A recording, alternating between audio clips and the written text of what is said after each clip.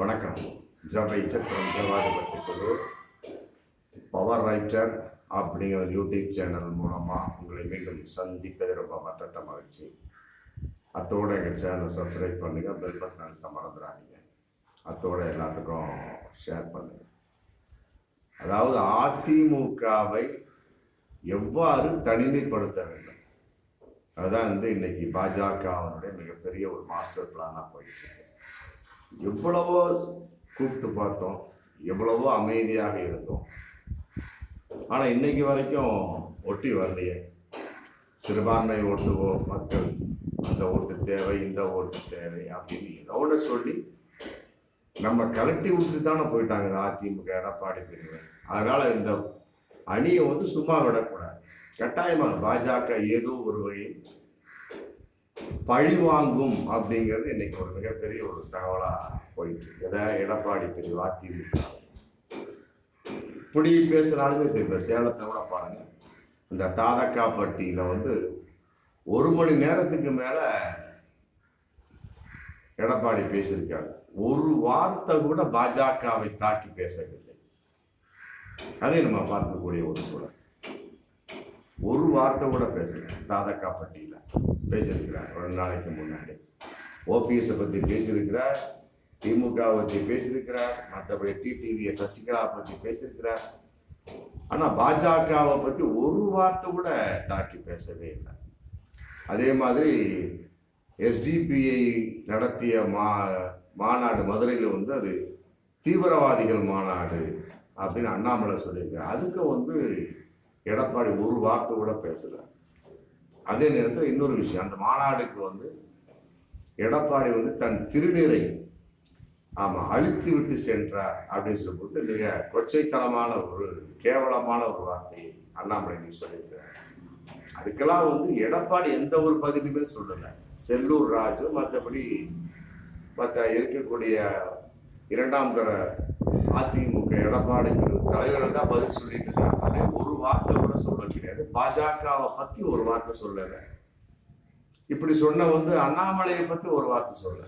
ஆனா இதுக்கு முன்ன கூட்டணியாக இருந்த சமயத்தை எப்படியெல்லாம் புகழ்ந்து மகிழ்ந்தார் என்பது நாடறிந்த உண்மை. இப்படி ஒரு சூழல் போயிட்டு இருக்கு. ஆனா பாஜகவுடைய எப்படியாவது அழித்து விட வேண்டும் அல்லது தனிமைப்படுத்தி விட வேண்டும்.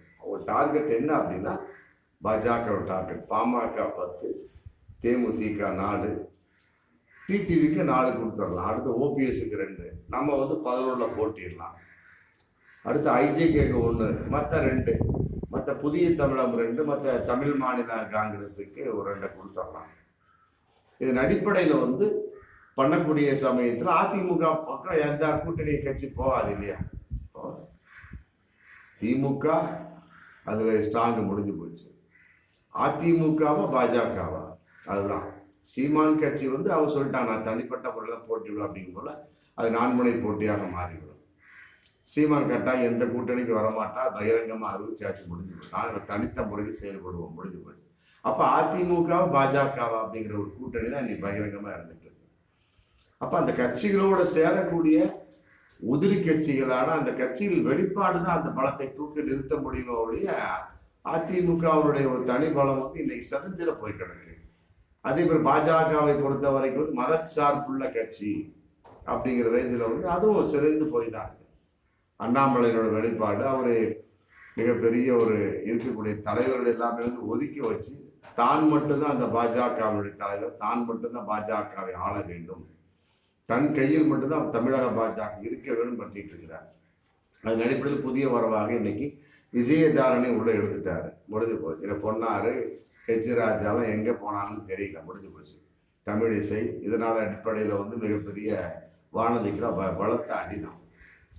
அப்போ ஏதோ ஒரு வகையில நம்ம இழுத்துட்டோம் அப்படின்னம்னா முடிஞ்சு போச்சு. அதிமுக பக்கம் எந்த கட்சியும் வராது. அதே மாதிரி அதிமுக என்ன பண்றாங்க, இந்த கட்சியில நம்ம எடுத்துட்டோம் அப்படின்னம்னா பாஜக பக்கம் போக மாட்டாங்க.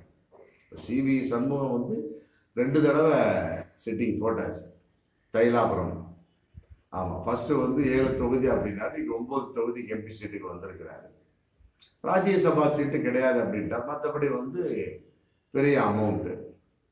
ஆமா, 70லேருந்து 100 வரைக்கும் மிகப்பெரிய ஒரு அமௌண்ட் அது பேசி முடிவு செய்வோம். ஆனால் அவர் வந்து 10 சீட்ல நிற்கிறார் பாமக ராமதாஸ்.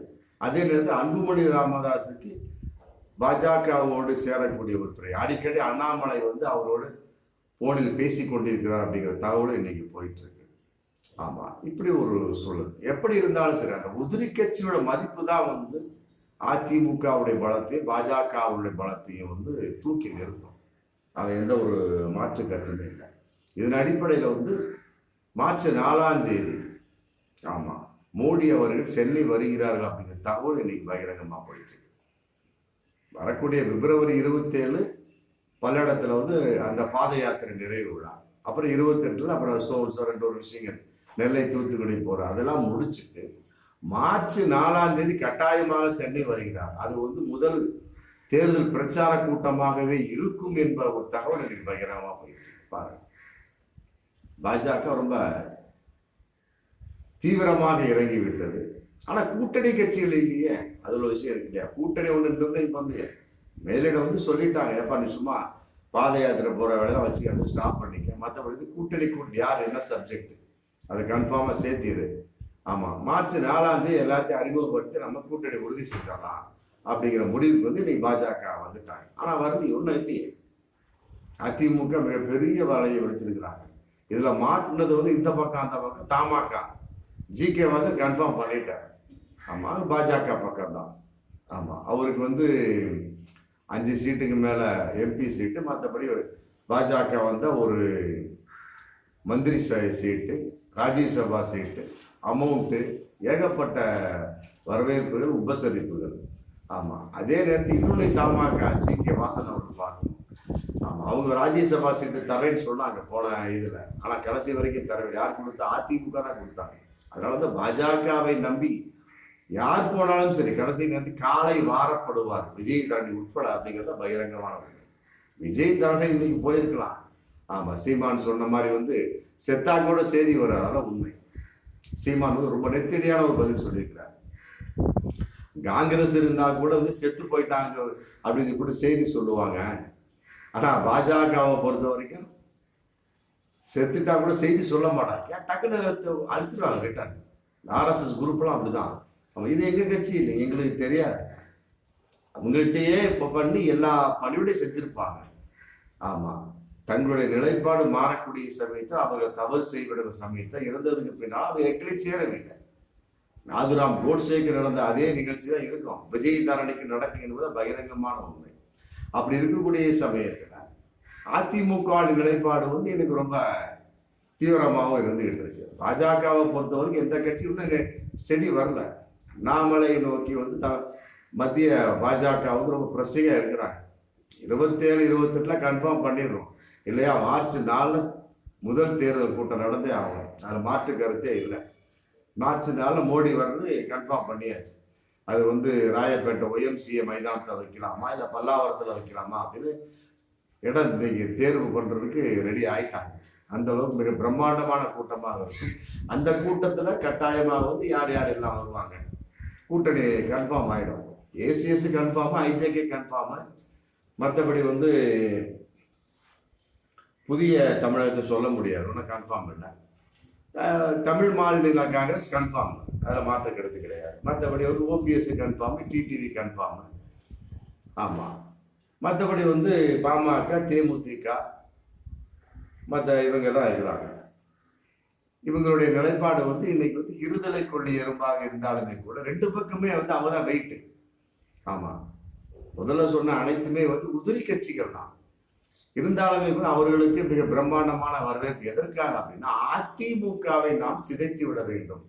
ஆமா, பொழுதுனைக்கும் வந்து அமலாக்கத்துறை ஐடின்னு அனுப்பிச்சுட்டு இருக்கிறதெல்லாம் வந்து மாத்திட்டு இன்னைக்கு வந்து கூட்டணி கட்சிகளை தன் பக்கம் இழுத்து அதிமுக ஒண்ணும் இல்லாம செய்யணுங்க அப்படின்னு வந்து இன்னைக்கு பாஜக வந்து மிகப்பெரிய ஒரு ராஜ தந்திரத்தில் இறங்கி இருக்கிறாங்க. மார்ச் 4ஆம் தேதி கன்ஃபார்ம். நம்ம அதுக்குள்ள மிகப்பெரிய ஒரு வலை விரிப்பு, மிகப்பெரிய ஒரு பண விரிப்பு, ஓட்டு விரிப்பு, நோட்டு விரிப்பு எல்லாமே நடக்கும். அதே நேரத்தில் இன்னொரு விஷயத்தையும் பண்ணிட்டு போயிருக்காங்க. டெல்லியிலேருந்து சில அமலாக்கத்துறை அதிகாரிகள் வந்து அதிமுக மாஜி அமைச்சர்களை மிரட்டி விட்டு சென்றிருக்கிறார்கள் அப்படிங்கிற தகவலை நீங்க பாருங்க. அமலாக்கத்துறை ஐடிக்கு நாங்கள் பயப்பட மாட்டோம் சொல்லி ஜெயக்குமார் அன்னைக்கு சொன்னார் ஒரு 6-7 மாசத்துக்குள்ள. இன்னைக்கு வந்து டெல்லியிலேருந்தே வந்து மிரட்டிட்டு போயிருக்காங்க. ஆமாம், மாஜி அதிமுக அமைச்சர்கள் அப்படிங்கிறது இன்னைக்கு கூடுதல் தகவலாகவும் இன்னைக்கு போயிட்டு. இது வந்து உண்மையிலே வந்து பார்க்கக்கூடிய ஒரு சூழல் தானே. அப்போ வந்து அதிமுகவோட நிலைப்பாடு வந்து என்னைக்குமே வந்து பாஜகவோடு சேரக்கூடிய வாய்ப்பு இருக்கா அப்படிங்கிற கேள்வி இதுல வருது. சேலத்தில் நடந்த தாதக்காம்பட்டியில வந்து 1 மணி நேரம் மேல பேசியிருக்கிறார் சேலம். இதுல எடப்பாடி ஒரு வார்த்தை கூட பாஜகவை தாக்கி பேசவில்லை. இந்த சேலம் மேற்கு மாவட்ட இது ஒன்றிய செயலாளர் ஏவி ராஜு சொல்றாரு, எடப்பாடி கையில வந்து 10 லட்சம் கோடி சொத்து இருக்கு அப்படிங்கிறாரு. ஆமா, இவைகளெல்லாம் பார்க்கின்ற பொழுது கட்டாயமா வந்து வருமானத்துறை மற்றபடி வந்து அமலாக்கத்துறை எந்த அளவுக்கு அதிமுகவை தொந்தரவு செய்ய போகிறது அப்படிங்கிற விஷயத்தின் அடிப்படையில் எடப்பாடி அமைக்கி வாசிப்பீங்களா, பேசுங்கப்பா, என்னை நான் விட்டுருக்கேன், நான் வந்து அமைதியா போயிடுறேன், நாளைக்கு ஒரு பிரச்சனை அப்படின்னா நான் சப்போர்ட் பண்ணி தூக்கி நிறுத்திக்கலாம் இல்லையா. சரிங்க, பேசிக்கிட்டாங்க, நான் பேசல இல்லையா, தலைமை நான் பேசல, விட்டுருங்க அப்படிங்கிற ரேஞ்சுக்கு ஒரு சூழல். அப்ப நாளைக்கு மீண்டும் மிரட்டக்கூடிய சமயத்துல என்னப்பா, வெளியிலேருந்து ஆதரவு, அதில் மாற்று கருத்தே இல்லை. இப்படிலாம் ஒரு மிகப்பெரிய ஒரு தகிட தத்துவம் போட்டு இன்னைக்கு எடப்பாடி உட்கார்ந்து இருக்கிறார். அதையெல்லாம் வெட்டி முறித்தி விட பாஜக துணிஞ்சு நின்று இருக்காங்க. எப்படியாவது சொல்லக்கூடிய அந்த கட்சிகள் எல்லாம் நம்ம மக்களுக்கு அதிமுக அவுட்டு, பணம் யாரும் கிடையாது. இதே தான் வந்து அதிமுக செஞ்சுட்டு இருக்காங்க. எல்லாத்தையும் நம்ம மக்கள் எடுத்துட்டா பாஜக அவுட்டு, பணம். ஆமா, இதுல வந்து ஜி.கே. வாசன் கன்ஃபார்ம் பண்ணியாச்சு, பாஜக நல்ல மாற்று கருத்து கிடையாது அப்படிங்கிற தகவல் இன்னைக்கு போயிட்டு இருக்கு. ஆமா, இப்படியெல்லாம் ஒரு சூழல் இருக்கிற பட்சத்தில் மீண்டும் வந்து மார்ச் 4ஆம் தேதி மோடி தமிழகம் வர்றார். இந்த வரக்கூடிய சமயத்தில் அந்த கூட்டத்துல யார் யார் வந்து பாஜகவோட கூட்டணி அப்படின்னு ரொம்ப கன்ஃபார்மாவே தெரிஞ்சு போயிடும். அதுக்குள்ள முடிவு செஞ்சே ஆகும் அண்ணாமலை, இல்லைன்னா அண்ணாமலை மாற்றப்படுவார் அப்படிங்கிற கேள்வி போயிட்டு. இந்த தேர்தல் கட்டாயமாக வந்து அண்ணாமலையினுடைய சொல்படி நடக்கக்கூடிய தேர்தலாக தான் பார்க்கக்கூடிய ஒரு சூழல். ஆமா, விஜயதரணி எம்எல்ஏ காங்கிரஸ்ல இருந்து வந்துட்டாருன்னு கட்டாயம் எல்லாமே அண்ணாமலையின் வெளிப்பாடு அண்ணாமலை நினைத்தபடி நடந்து கொண்டிருக்கிறது அப்படிங்கிறத பகிரங்கமான உண்மை. அதன் அடிப்படையில வந்து எம்பி சீட்டு வந்துட்டா பிரச்சனை இல்லை.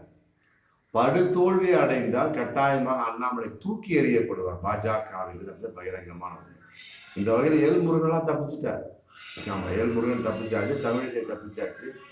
அவன் இதுல எதிர்பார்ப்பா இருக்கக்கூடியது வந்து பொன்னாரு, ஆமா, ஹெச் ராஜா, மற்றபடி வந்து பால் கனகராஜ் வந்து ஒரு எதிர்பார்ப்பா இருந்துட்டு இருக்காரு. அவரோட நிலைமையெல்லாம் வந்து எப்படி சொல்ல முடியாது. வந்தா ஆட்சி, வராட்டி போச்சு, அதான் அரசியல். இருந்தாலுமே கூட எல்லாமே கூட்டணி கட்சிகள் அதிமுக டக்கு சாதிச்சுட்டாங்கன்னா பாமக ரெடி ஆயிட்டாங்க. அதுவும் வந்து சி.வி. சண்முக சம்பந்தமா போயிட்டாங்க. ஆமா, கட்டாயம் அவருக்கு ஃபுல்லா நிலைப்பாடு இருக்கு. அதே வந்து தேமுதிக பொறுத்த வரைக்கும் அதிமுக பக்கம் தான் அப்படிங்கிற கான்செப்ட் போயிட்டு இருக்கிறாங்க. ராஜ்யசபா சீட்டுக்கு 2 பேருக்கும் ஒத்துக்கல. மற்றபடி ராஜ்யசபா சீட்டு தரப்படுன்னு போட்டு பாஜக இன்னைக்கு ஒரு நிலைப்பாடா போயிட்டு இருக்கு பாமகவுக்கு.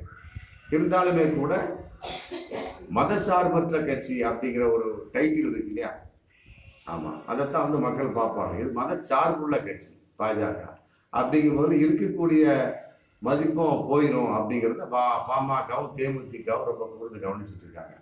அதுல தேமுதிகவில் பாமக தான் வந்து ரொம்ப உஷாரா இருக்கிறாங்க.